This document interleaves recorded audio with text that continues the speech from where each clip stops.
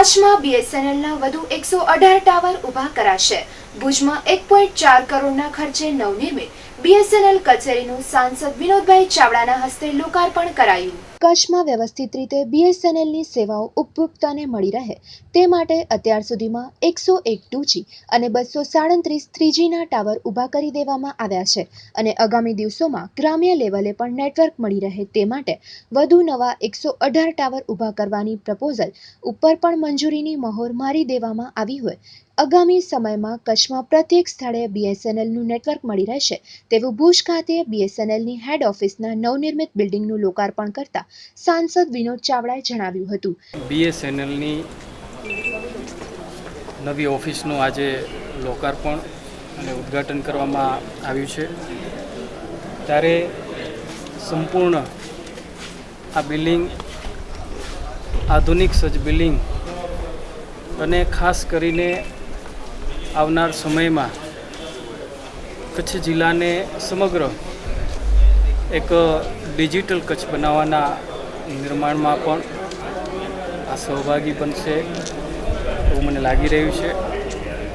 ખાસ કરીને કચ્છ જિલ્લો જ્યારે સરહદી જિલ્લો છે અને જ્યારે કેન્દ્રની અંદર એનડીએની સરકાર અને દેશના પ્રધાનમંત્રી શ્રી આદરણીય નરેન્દ્ર મોદી સાહેબનું વિઝન અને બીએસએનએલની અંદર પણ એક તરક્કી થવી જોઈએ, પ્રગતિ થવી જોઈએ અને એ લોકોની આશાને આકાંક્ષાઓને પૂરી કરવા માટે ખૂબ આનંદ થાય મને કે આપણા કચ્છ જિલ્લાની અંદર વારંવાર બીએસએનએલના કેબલ કટ થવાને કારણે બીએસએનએલની સેવા ખોરવાઈ જતી હતી અને એ રજૂઆતને લઈ કરીને બીએસએનએલ અને એની સાથે મળીને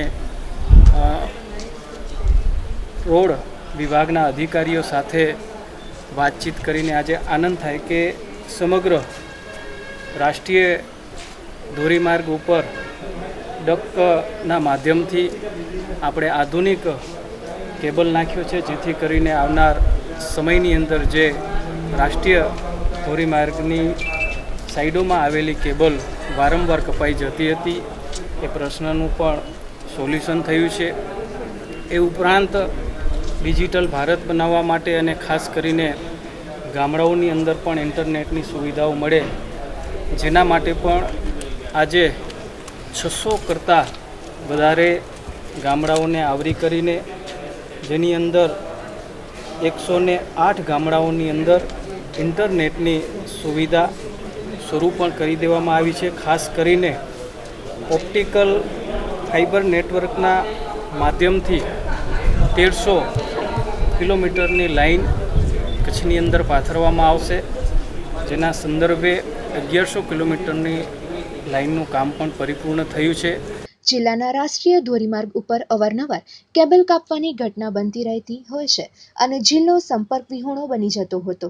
ઓએફસી કેબલ નાખવાની પરમિશન માટે મંત્રાલય અને નેશનલ હાઈવે ઓથોરિટી લેખિત તથા મૌખિક રજૂઆતો કરવામાં આવતા અંતે મંજૂરી મળી જવા પામી હતી। આ સિવાય નવા આકર્ષક પ્લાન જેવા કે લેન્ડલાઇન માટે મહિનાના ₹49, બ્રોડબેન્ડ પ્રતિમાસ ₹249માં અનલિમિટેડ ડેટા જેવા પ્લાન્સ લાવી અને જીઓ જેવી કંપની સામે પણ બીએસએનએલ સ્પર્ધામાં ટકી શકી છે। મોટા શહેરોમાં હાઈસ્પીડ ઇન્ટરનેટ સેવા FTTH શરૂ થઈ ચૂકી છે।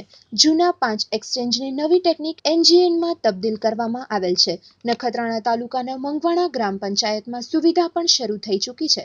આ નવી એનજીએન સેવાથી 30 લોકો સુધી કોન્ફરન્સ કોલ સુવિધા મળશે। એટલું જ નહીં, CUG ગ્રુપ પણ બની શકશે। ભુજના હરિપર રોડ ઉપરની જૂની બીએસએનએલ કચેરીની પરિસરમાં ₹1.4 કરોડના ખર્ચે નવી અદ્યતન કચેરીનું નિર્માણ કરવામાં આવ્યું હોય અને આ નવી કચેરીમાં અધિકારીઓ સાથે કર્મચારીઓમાં પણ ઉત્સાહનો વધારો કરનારી સાબિત થશે। લોકાર્પણ કાર્યક્રમમાં નગરપતિ અશોક હાથી, બીએસએનએલના સંજીવ કુમાર, રમેશ કુમાર, BM તૈલી, શ્રી પરિહાર, કે કારોએ, નીરવ વ્યાસ, મલિના ગર્ગ સહિતના અધિકારીગણ હાજર રહ્યા હતા। કાર્યક્રમને સફળ બનાવવા માટે RJ પટેલ, મોહનભાઈ, શ્વેતા સોલંકી સહિતના કર્મચારીઓએ જહેમત ઉઠાવી હતી।